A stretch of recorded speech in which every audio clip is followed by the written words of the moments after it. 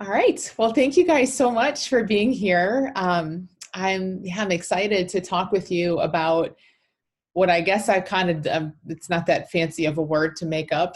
I shouldn't be too proud of it, but these overing habits, right? All the things we um, overeating, drinking, interneting, spending is a big one. So many times I'm seeing that more and more recently. People just spending and shopping as a way to numb. Overworking, even things that we find that we think societally are kind of nice things to do. We all know we can feel like we're overing them, and it's not so helpful at that point. So that's what I want to talk about today, is all of these overing habits, and really hopefully kind of seeing them in a very different way than how most people talk about habits. So if you don't know me, I'm Amy Johnson. I have written a book called Little Book of Big Change, written a couple other books as well, but the Little Book of Big Change is, the subtitle is The No Willpower Approach to Breaking Any Habit. So it's really relevant to what we're going to talk about. It's about seeing ourselves and our habits and all of our experience really in a very different way. And we will talk about this, but we go toward willpower when something looks like a problem that it needs to be overpowered. And that just makes sense. It's right in the name, right? We're gonna use our will, and we're gonna overpower this thing that we're doing, or this thing that we're feeling, or this thing that we're thinking. And I think willpower there's a time and a place for it, for sure, but it's rooted in misunderstanding. It's rooted in misunderstanding about who we are as human beings and how our experience works, how our thoughts and feelings and behaviors really work. And so that's what we'll begin to talk about today. And so I've written some books. I have an online school where I support people to find freedom from habits called the Little School of Big Change. And I'll talk about that a little bit toward the end of the webinar. And I just want to say, that I'm going to tell you about a woman I worked with, a student of mine in the school named Melissa, who had all kinds of overing habits. And I'm going to kind of just tell you a little bit about her story and walk us through and help you see how she came to see something in a really different direction than, again, where most things out there are pointed, and how that led to her freedom. And these are sort of big, like a shift in paradigm sort of ideas. And so if you are newer to all of this, if you're new to this understanding, please know that in an hour, you may just start to get a feel for how this is a very different direction. And that's plenty, because we're really kind of taking the traditional paradigm of how we operate and how we go about change and all of that, and we're flipping it on its head. And so it takes a minute to kind of get used to that. It takes a minute for that to sink in. It doesn't all click at once all the time. And so I just want to let you know that as we get started, that you don't have to leave here having your head wrapped around all this. Most likely you won't, because it's not really something a head wraps itself around very easily. It's more about just kind of looking in a different direction and seeing if something resonates, if you get a feel for how this different paradigm for helping people change is radically different and far deeper and far more effective, how it can be than maybe what we've tried in the past or what we're used to. So I also, I want to be sure to take some questions. I'd love to spend, if we have the time, a good 10 to 15 minutes toward the end on questions. So please post those in the Q&A. If you're on the app or on your laptop or something, you might see at the bottom of the screen the Q&A button. Don't put them in the chat, because I'm not going to be looking there. But if you put them in that Q&A box, they'll be anonymous. You can ask anything you want. Only I'll see them. And then toward the end, I'll go through and I'll get to answer a good number of those questions. All right. So let me tell you about Melissa. So Melissa was a young woman when I worked with her. She was at maybe her mid-30s. She had always, she was a tax attorney or something like that. One of those careers I know nothing about, but she worked a lot. She had she had risen, gone up the ranks where she was. She was definitely like a goal setter, a hard worker. You could rely on Melissa for anything. She got the job done. At the point when I met her in her mid to late 30s, she had 3 young children. So she had spent, her early 20s, mid 20s, even into late 20s, and on her career and being really successful in that area. And then she began to start a family, and she was incredibly involved with her children. And, like any loving mother, wanted the best for them. And she was working, although she had sort of reduced her time at work to spend more time with her kids. But she was, really kind of had a foot in both camps, and it's a lot. It's a lot. And so Melissa was always that sort of person that she wanted to do the best at everything she did. And she took on a lot. And I don't mean on the outside world, although she did take on a lot in the outside world. She took on a lot inside. She things that she did, weighed on her very heavily. So if she lost her temper with one of her children in the morning when everyone's rushing around trying to get out the door and all of that, that would weigh on her all day long. She wanted to be better. If she didn't show up at work as fully as she could have, that would weigh on her. She should be better. And Melissa was amazing. I mean, she's the kind of person you want as a friend, and for sure as a colleague, and as a coworker, and all of that, as a mother. But I could feel really getting to talk with her, the heaviness of this burden of who she thought she should be and how things should look and all of that. And I'm guessing most of us can relate to that to some degree. So, because Melissa was really feeling a lot of stress and pressure a lot, and again, think about a person like Melissa, like she kind of didn't even see it as stress and pressure that much. She could take a lot. So it almost didn't even occur to her that it was too much. She knew she was exhausted. She knew she was busy. She didn't have a lot of free time. But it was just what you do. You have kids, you be an amazing mom, and you sign up for everything you can sign up for, and you do it to the best. You have a job, you do that the best you can. That was just kind of how she saw things. And so she kept taking more and sort of not really realizing the toll it was taking on her, because she was resilient and she would rise to the challenge until things that were just everyday things in her life before, no big deal, began to feel different. And in particular, and these didn't all happen at once, but in particular, over the course of a year or two, she began eating more and eating differently. So really kind of finding food. Melissa was a very healthy person and always was a runner and all of that, but she started to find comfort in food where food was never a source of comfort for her before. It's just food. But the more she took on and the more she felt, it started to feel like a way, it was kind of connected in her head, with a bit of an escape and a bit of relaxation and all of that. And so her eating got a little bit out of whack, as she would say. Same with alcohol. She was never, ever a big drinker, really could take it or leave it, didn't really care. She'd have maybe a drink a month at a social gathering or a work thing or whatever. But it began to feel different. And that was really it was really insightful, the way that she shared it. It began to feel different, to where she was so confused and really worried about that. She said, I used to not care at all. This had no impact on me. I just didn't even enjoy it that much. Now I not only enjoy it, I think about it and I want it. And so Melissa's drinking was not out of control when I worked with her, but she was afraid of it, if that makes sense. She noticed herself thinking about it and wanting it. And when I say out of control, of course, there's no perfect amount or anything like that. It's not about some external standard, but she wasn't drinking during the day, drinking every night or anything like that, but she was more and more, and she started to feel out of control about it. And so that concerned her. And then the other one was shopping and spending. It's not like she was out buying new clothes all the time, but what she did find is that her mind was so busy, and when she would, for her, it was stocking up on things that she didn't really need, just in case.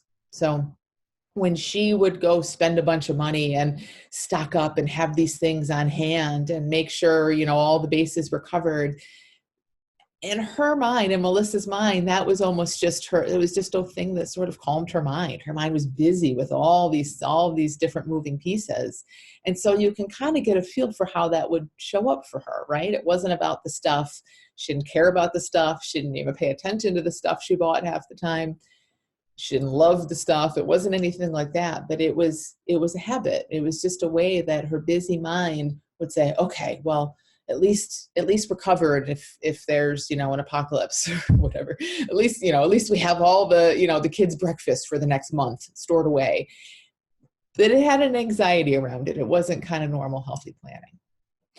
So these three things, and sure there may have been others, and for any of us there are many, and I think it's important to get a feel for that, to see that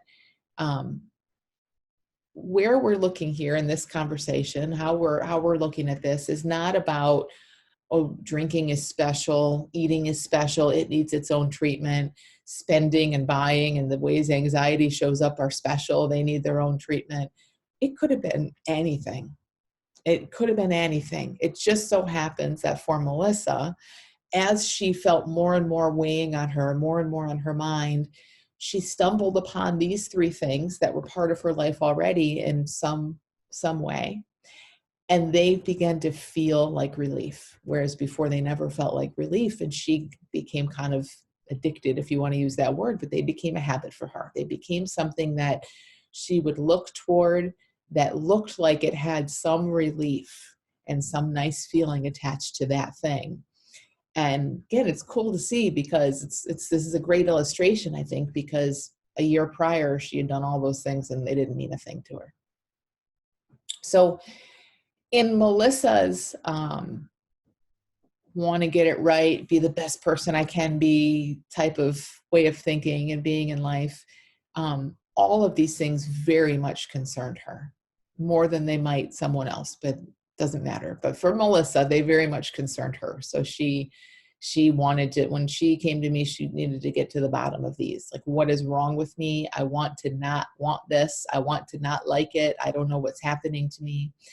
And then that became an extra source of stress, right? So now not only does she have a job to excel in and three kids to raise, but she needs to figure out these three problems, which looked a little bit similar in her mind.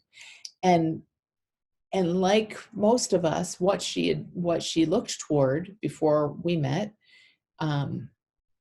was separate individual kind of solutions that were very much focused on the quote unquote problem. So she would think of or research strategies for how to shop less. She would do the apps and the things like that, the external kind of fixes that help people control their shopping behavior or their online behavior, little reminders and the little, like, whatever you can do, right?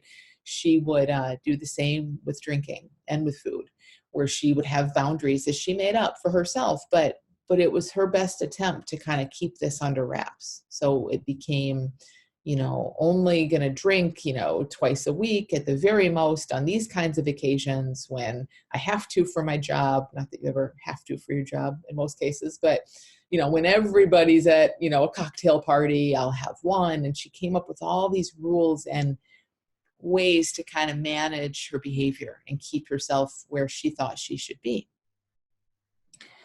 And I think that's what we do. Like, that has a certain logic to it. For most of us, that's the first stop.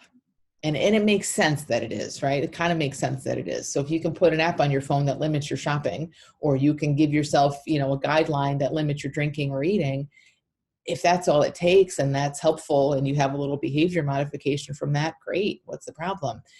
Except that it's not often helpful. And it definitely wasn't for Melissa. The more, and for many people, the more she had all these rules and boundaries and fix this and change my life in this way, the more pressure she felt, because now her life was tiny, small, and she couldn't go here and she couldn't do this because she might want to drink or she might buy something or she might want to eat. And her life kept getting smaller and smaller, and her head kept getting busier and busier. And what does that do? It makes you want to do the things that help you feel better, that look like they help you feel better, like eating, drinking, and shopping for Melissa.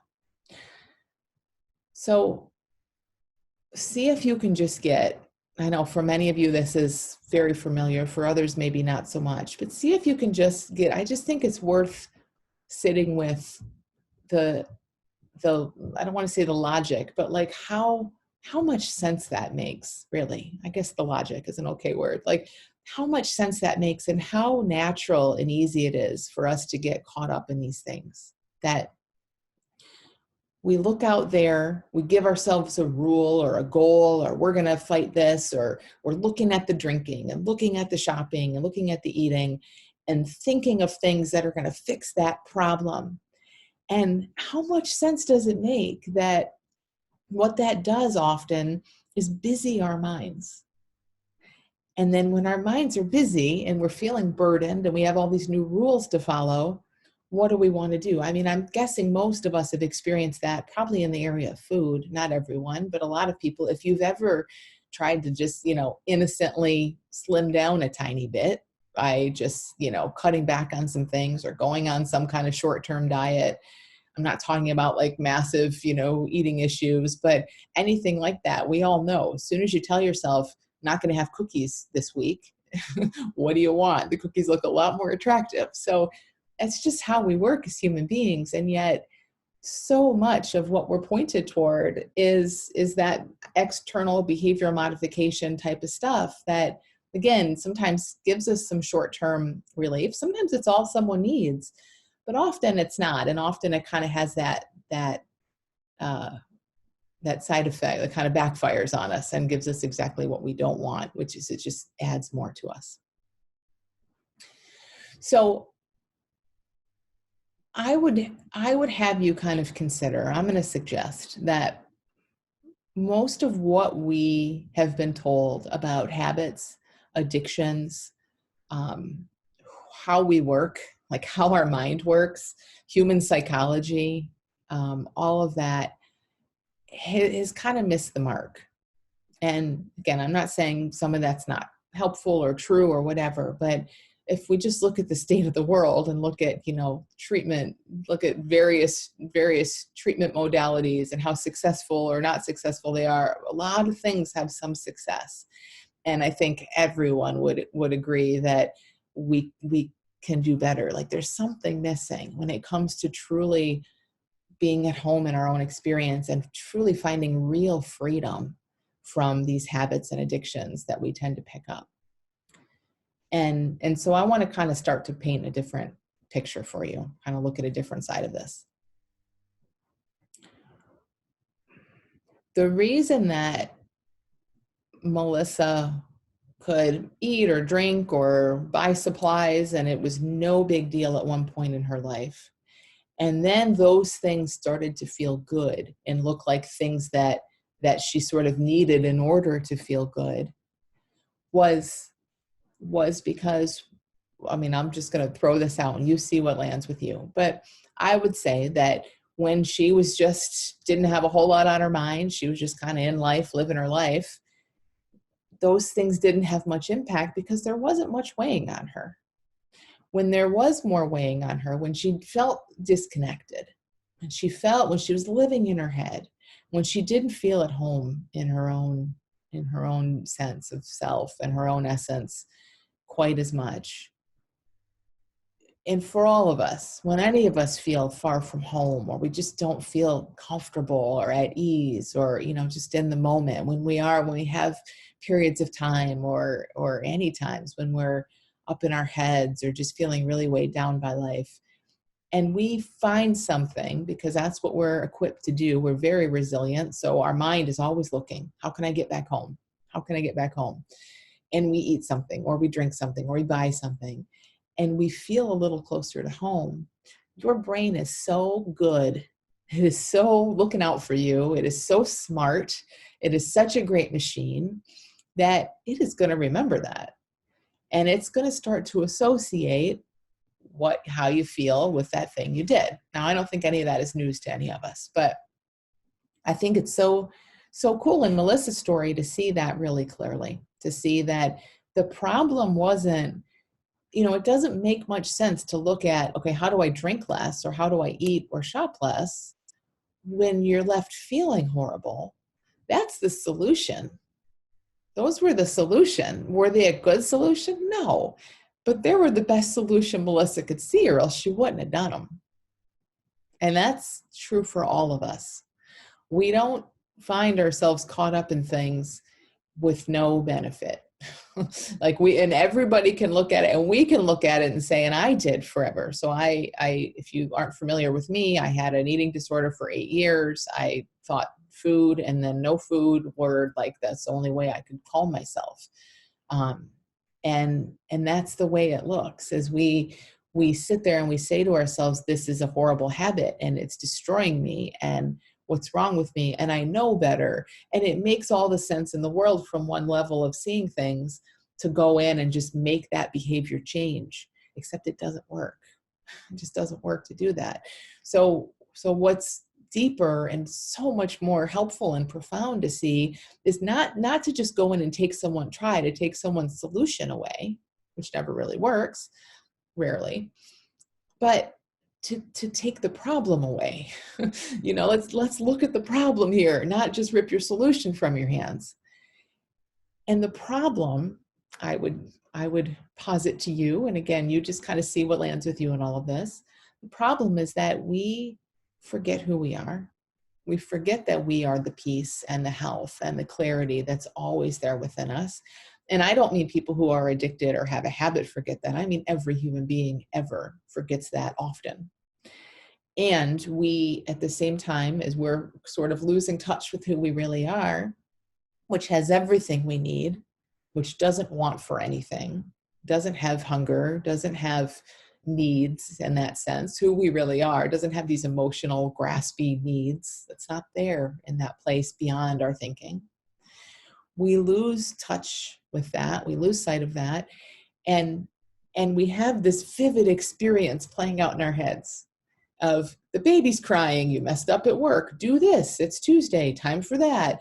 You're such a loser. I can't believe you ate that. I can't believe you drank that. Why are you thinking this? All of this is playing out in our psychology, in our experience, in our moment-to-moment experience of life. We have memories about how it was before. We have projections and fantasies about how it will be in the future, which we think are true, by the way, and obviously they can't be because they're made up. It hasn't happened yet. So we live in this head of moving experience, thinking about the past, predicting the future, always about me, you, always about you, judging ourselves all the time without, oh my gosh, without even recognizing it. So this is not a conscious thing. I mean, this is all of our thinking revolves around this character of us and our shortcomings, or what we need in order to be okay. And we are bombarded with that. And Melissa was, but we all are in our own way. We all are in our own way. So this is not, again, please don't get lost in the details of Melissa's story. It has nothing about being a mom, a working mom with young kids, nothing. I've seen this with thousands of people in thousands of circumstances, with any life you can imagine, any lifestyle you can imagine, any degree of stress or whatever from the outside world. It matters not at all. It's about how we are as humans and how our experience weighs on us. And it looks incredibly personal and incredibly problematic and incredibly uncomfortable at times. And we deeply know that's not us. So when all this experience is moving through us and we're feeling so far from home and we're thinking we have all this long list of issues and now we have all these habits and addictions we need to get rid of, they just add to the list, and we're so bombarded in that, and we lose sight of what's always right there within us, this peaceful, resilient, healthy, habit-free space that needs nothing, wants nothing. We lose sight of that. We get caught up in this. It is so obvious and logical to see where that takes us. We don't feel well. We grab something. We feel a tiny bit better for a second. Our mind says, you need that. Ooh, that was good. We're going to have more of that.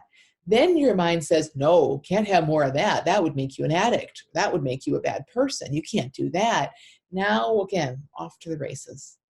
And again, it weighs on us. It feels horrible. So we're back in the cycle. That's why it feels like such a cycle. Oh, now I can't stand this feeling. So now what do I do? And we're adding and overing and grabbing and overing some more, all 100% because we've forgotten who we are. In that moment, we've lost sight of who we are, and we are in our experience, and we think that is us. We think that experience is who we are. We think it means something about us. We think it's personal. We think it's meaningful in some way. We think it's predicting our future. We think it's a problem we need to solve. So what if our experience is not a problem we need to solve ever?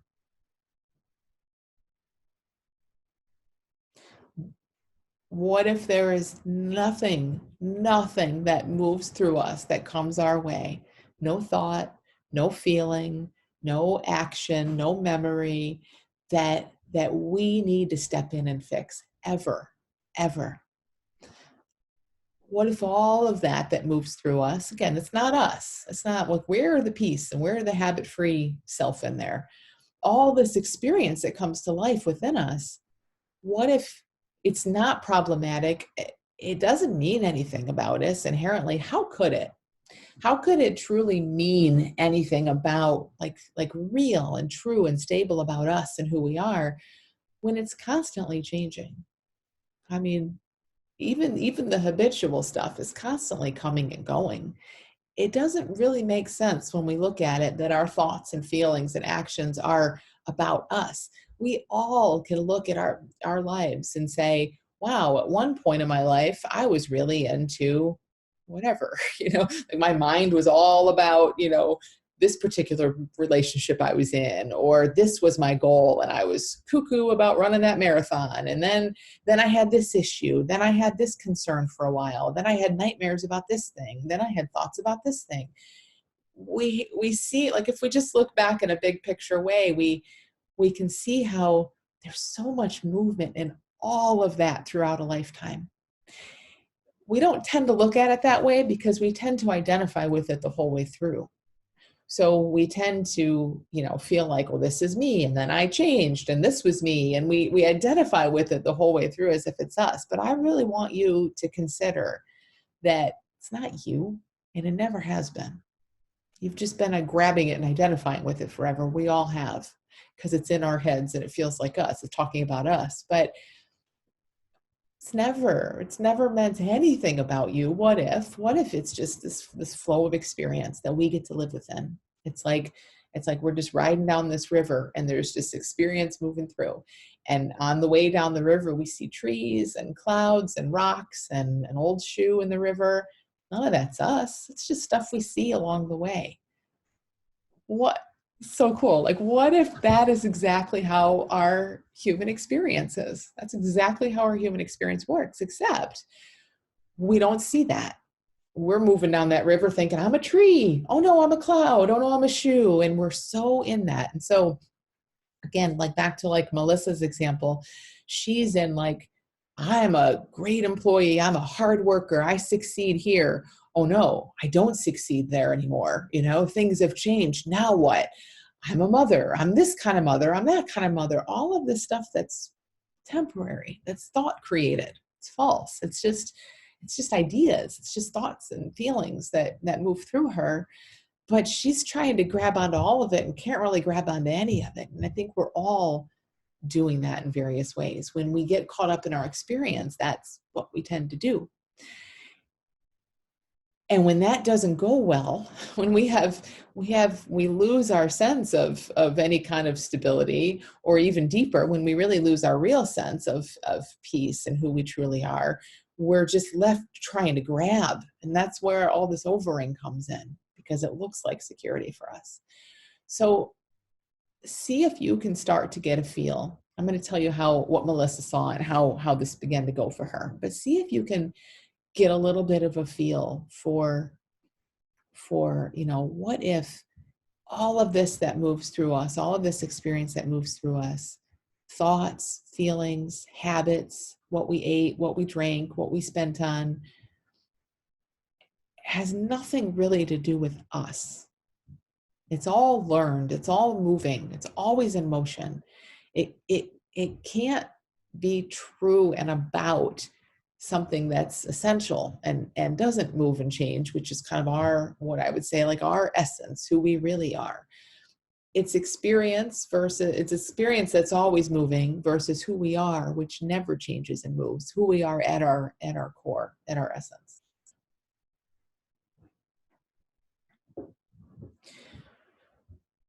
So when we're caught up trying to fix and change and nail down our experience, it's a mess. It's always a mess. It's hard. We're using willpower. Willpower only works so long. It doesn't go that far. We fail again because the willpower doesn't work. We get bombarded with more stories about what a loser we are and why we can't beat this thing. It's a mess. When we see that, now contrast that mess with when we see, oh, I'm okay. Like, I'm the current that's moving this river. I'm the current that's moving this river. And I'm just experiencing all kinds of stuff, but none of it's me. None of it's mine. None of it is stable. It's all in motion. It's all changing. And again, back to human terms, that means our thoughts about ourselves, our feelings, our depression, our anxiety, our worries, our concerns, our past memories, our thoughts about the future, all in motion. But when we're the current moving through that, there's this way in which we just are not in it so much. We aren't staring at it, trying to nail it down and fix it and manipulate it. We're just seeing it. We're observing it. It doesn't look like us anymore. It doesn't look so personal anymore.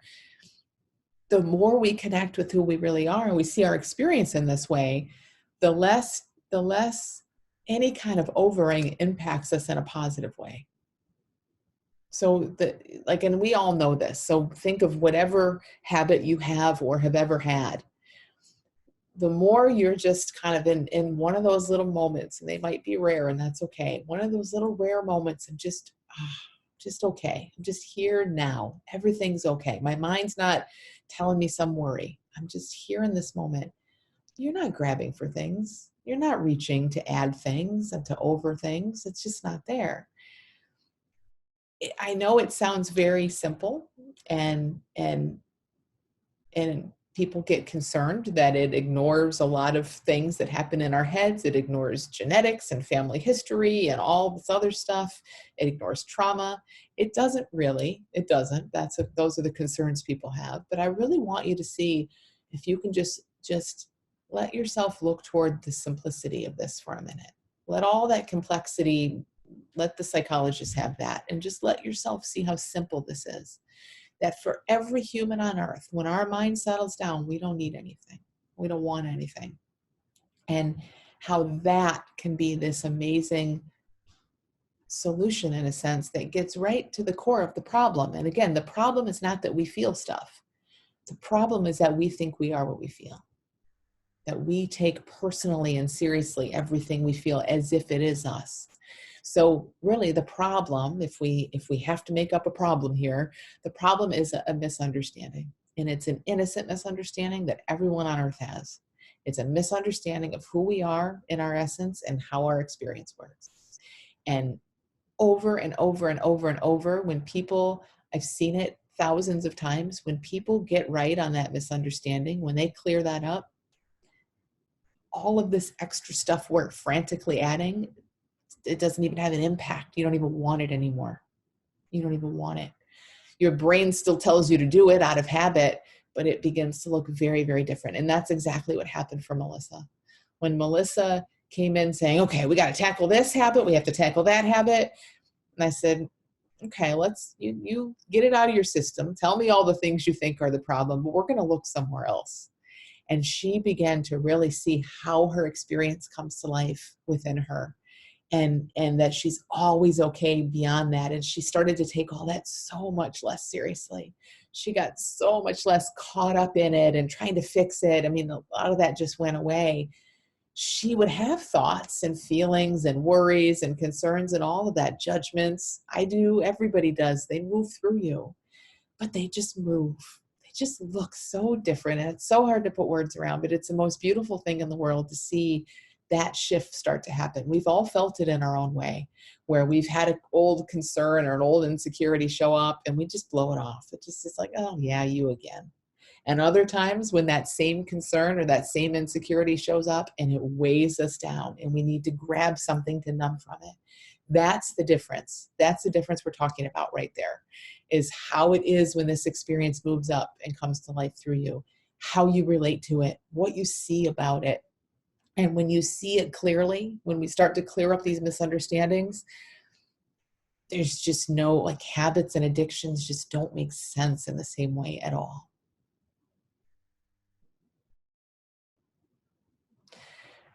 So I want to get to some of your questions. So please, there's a few in there, which is great. If you have questions, go ahead and put them in the Q&A about anything at all. Um, I really want you to see if you can just, again, you don't have to have your mind around like, oh, here's how she's talking about, getting free of a habit. Here's how my overing is going to stop, because that's what a mind wants to do. A mind wants to say, how's this going to go and what's it going to look like and all of that. But it truly is, like, for Melissa, there was so many, for everybody I've worked with, there's so many nuances and phases to it and things we see that land with us deeply, and then we sort of forget, and then we come back around and see them again. So there really isn't a formula, there isn't a strategy, there aren't, like, 9 steps or anything like that. But if you can kind of get a feel for how seeing your experience in a new way could free you from anything, literally anything, you're doing great, because that's exactly what it is. And we've had over 1,000 people go through my school. I've worked before my school, worked forever privately with people, lots and lots of clients every day. And so I've seen so many people really wake up to this. And I say it like that because that's kind of what it is. It's like, I'm not teaching you anything you don't know. I haven't said anything in this webinar that is complete news to anyone. And at the same time, it can sound totally foreign and different. But what I mean by that it's not news, is that we all know this. I mean, you look at any little kid, they don't get all caught up in their experience. And when they have a habit, or they have whatever kids have, they're having nightmares, or they're biting their nails, or they have a little stutter or whatever, like, they don't get in their heads about it and try to fix it. And, oh my gosh, what does it mean about me? And is it always going to be here? My whole future is going to be this. And I can't believe this is happening to me.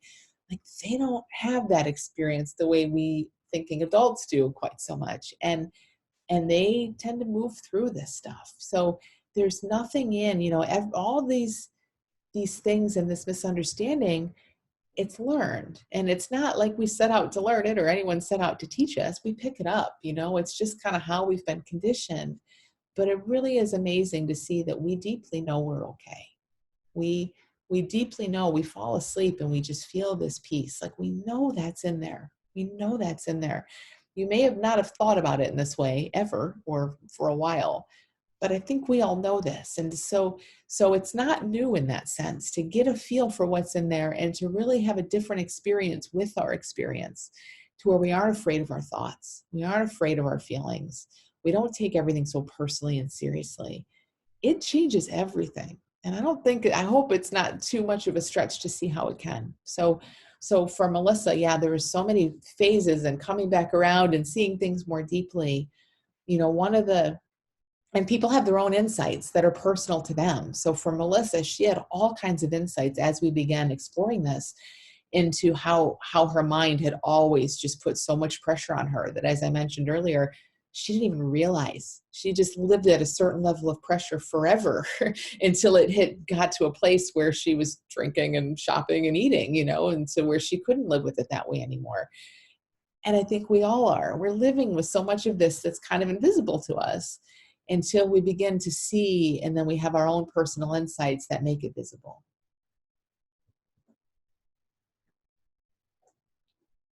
So I see the questions racking up, so that's awesome. So keep putting your questions in.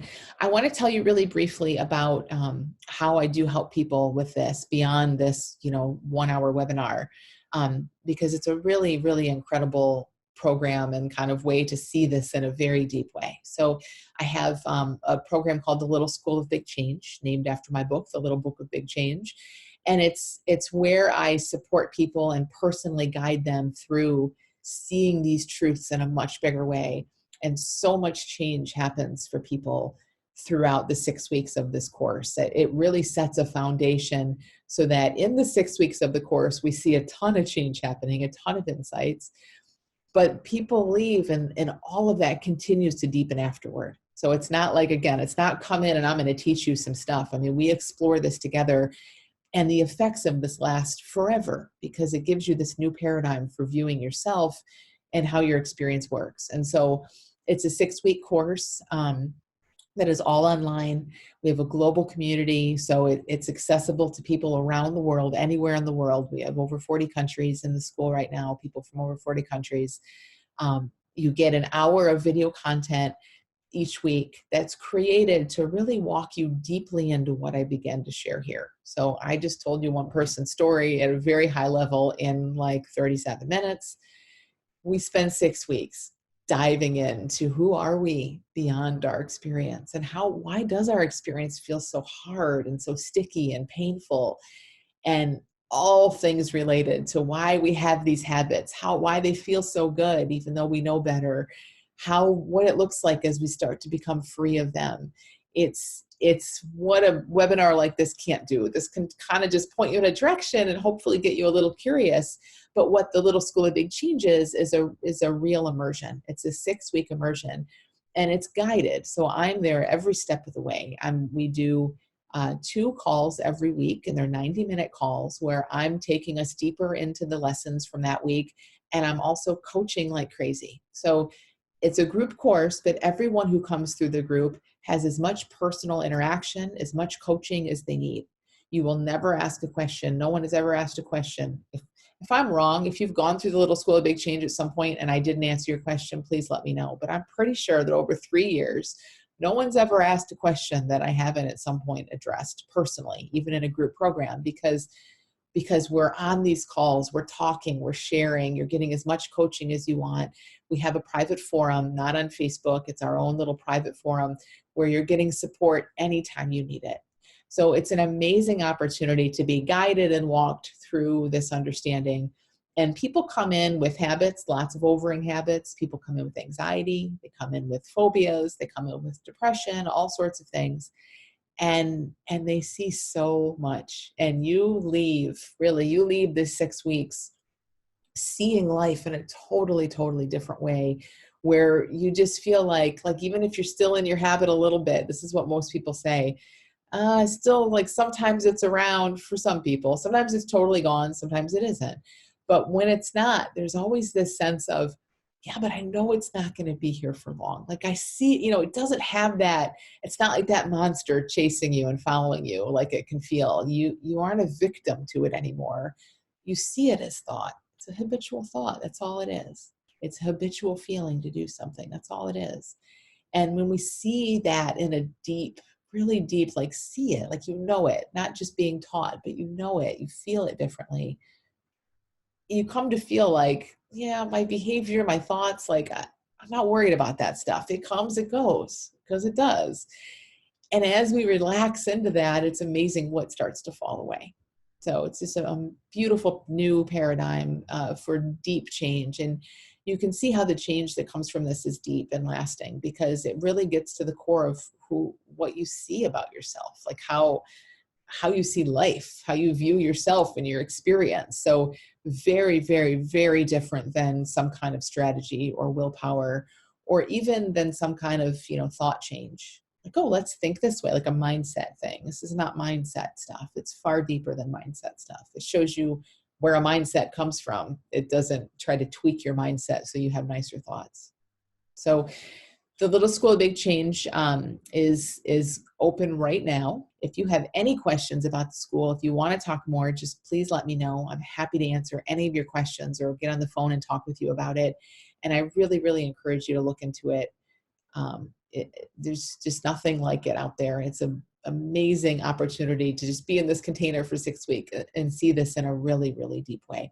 And it is really different than watching webinars again or listening to podcasts or things, because it's designed to walk someone through this from knowing nothing to really seeing something deeply. And even this webinar can only do so much in a few minutes. Podcasts and videos and that, they're great. They're very helpful, but they're not at all the same. They don't walk you through something that's created and designed for you to have deep insights. Yeah. So Bill put the link to the Little School of Big Change there. Oh, I should quickly mention too that there is a bonus for people who are on these webinars. I've done 4 of them. This is the 4th. Who join the school. If you enroll in the school and you've been on this webinar, you get a free, for free a video that I sell for $67. It's a talk that I gave, a little mini workshop all on habits. And it's so much around these overing and adding habits. So it's a great thing to kind of take in as you're starting off in the school. So let me go to some of your questions. I love, please hang on. I think sometimes there's a tendency to kind of drop off when the questions come up. This is where so much of the good stuff comes in, because these are the things that you're asking about, you're concerned about. And even if it's not your question exactly, to hear this perspective applied to some of these different things is incredibly helpful.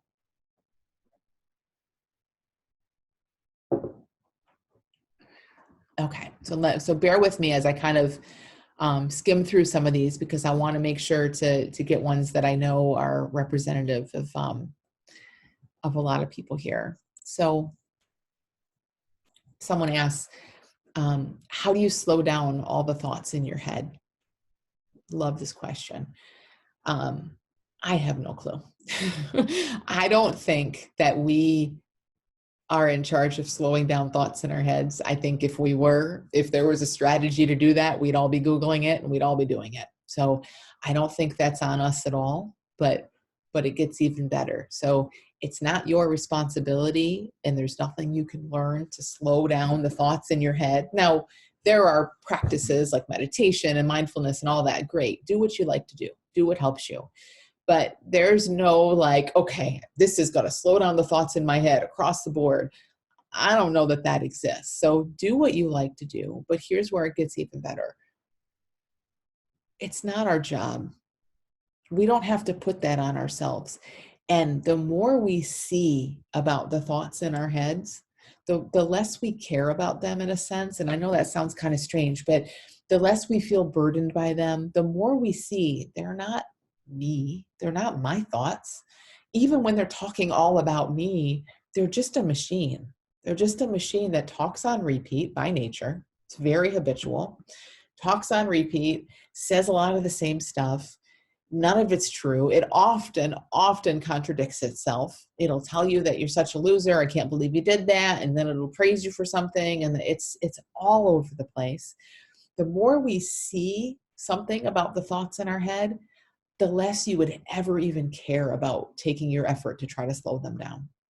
And that is the best news ever. It is amazing because, again, there's nothing we need to manage. It's not about us fixing our experience or managing our experience. It's about seeing that our experience is not scary. It's not inherently scary. It's not dangerous. It's not inherently powerful. It can't make us do anything. Think about that. Sit with that for a minute.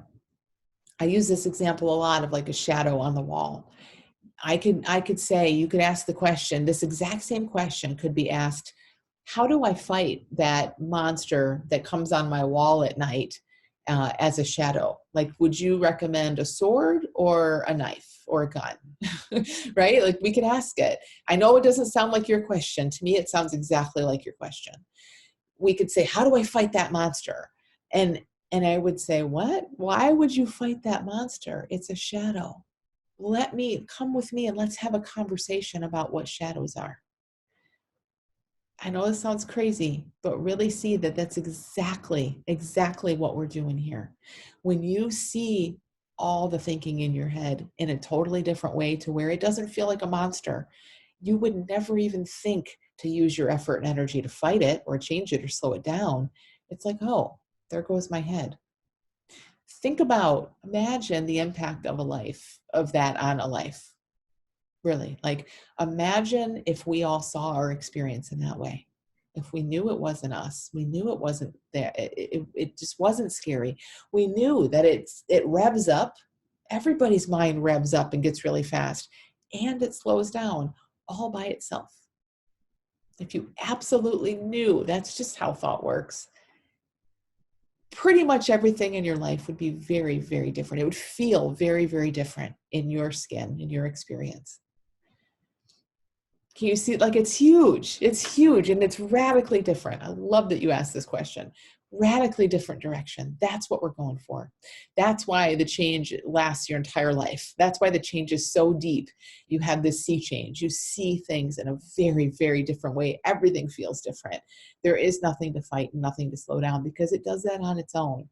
And it just changes everything.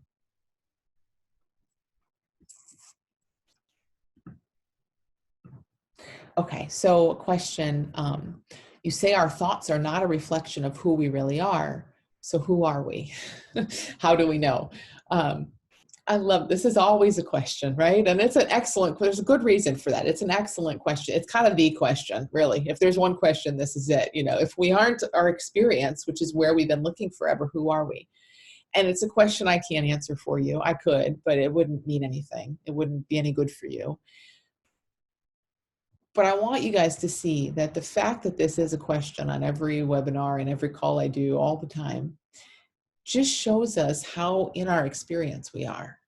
You know, how we go through life hanging on every thought and feeling and thinking that is us. It's incredible what starts to happen when that loosens up even just a little bit. It doesn't take much. When that loosens up a little bit, you discover who you are. I can't tell you. I wouldn't want to tell you. You discover it. When you discover it for yourself, when you feel the peace and the quiet that's there beneath all this, that's all you need. And that's all any of us needs. And we can do this. Listen, I mean, we can explore it together in Little School of Big Change, and I would love to do that with you. But you can get a feel for who you are right this minute. We can all, after this webinar, just be quiet for a minute. And you will feel something in there. You will feel energy in there. You will feel something that when your mind settles down enough, that isn't wanting and needing and grabbing. And for me, that's who we are. For me, who we are is the peace and the habit freeness that is 100% content and satisfied all the time. And those are just words. So you have to discover it for yourself. But it's an excellent question. Someone asked, I didn't mention, how much is the Little School of Big Change 6-week program? It's $497, and that's for all of the content you get over the 6 weeks. Again, more than an hour every week. You have lifetime access to that. So it's lifetime access to a huge library of amazing, life-changing content. It's also recordings. You get the recordings of all of those calls. So twice a week, I'm doing those calls.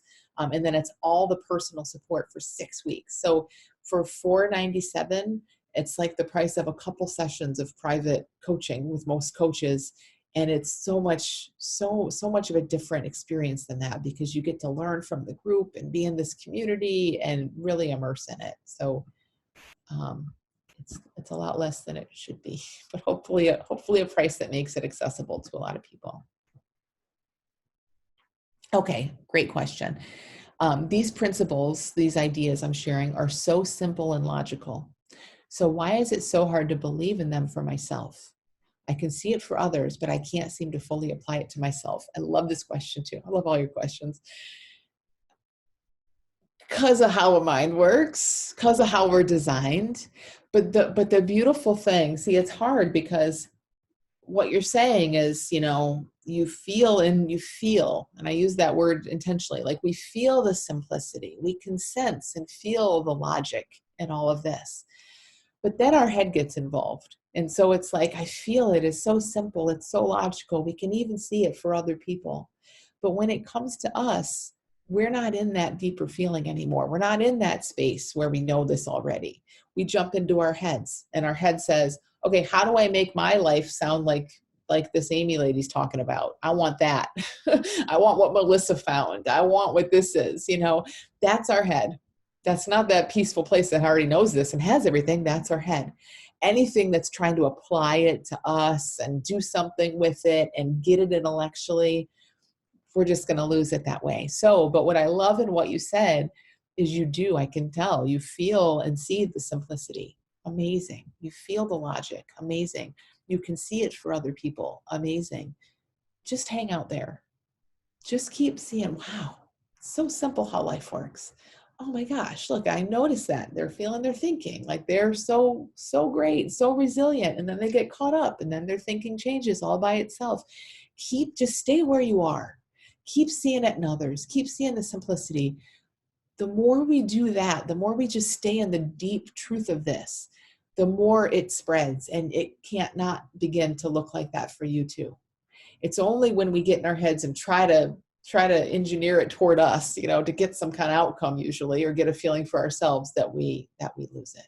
So we just stay looking, we stay exploring, and before you know it, and that's a beauty in the group. I mean, honestly, that's why I think I say this all the time, and I mean, I think this group, being in a community of people who are looking in this direction, so much more powerful sometimes than doing it on your own. Although there's a time and a place for private conversations, of course. But the group, it's like that's exactly what happens. You see, oh my gosh, he's so okay. He just doesn't see it.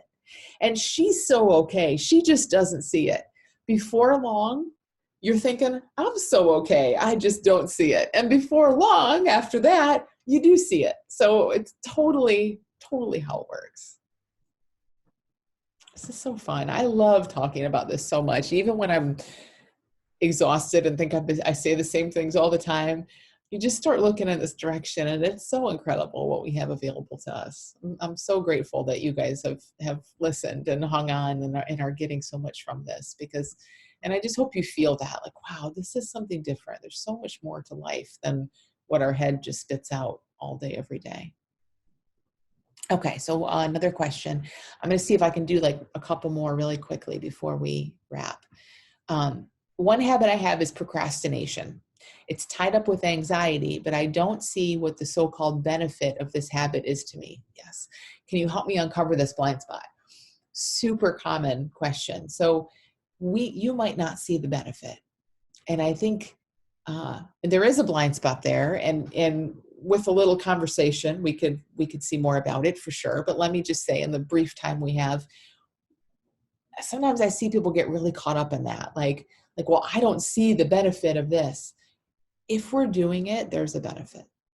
Let's just see if we can get on board with that. If I don't think life makes mistakes.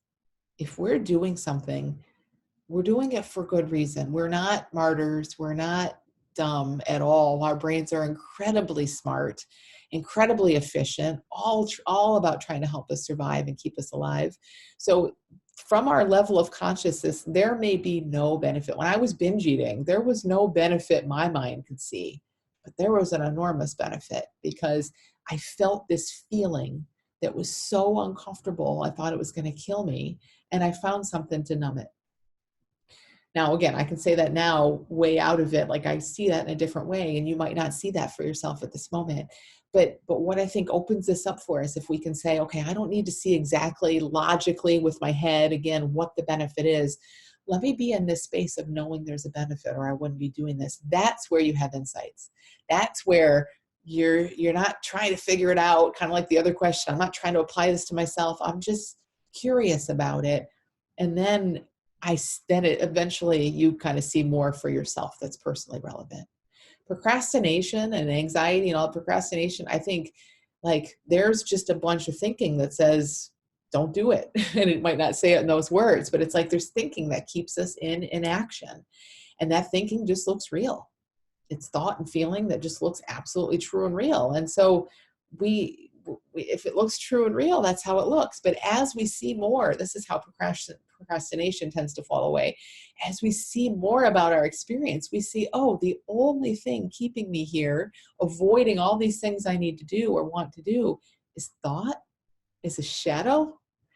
As you see that more deeply, it doesn't hold you back anymore. It, honest to God, just doesn't. It just looks different.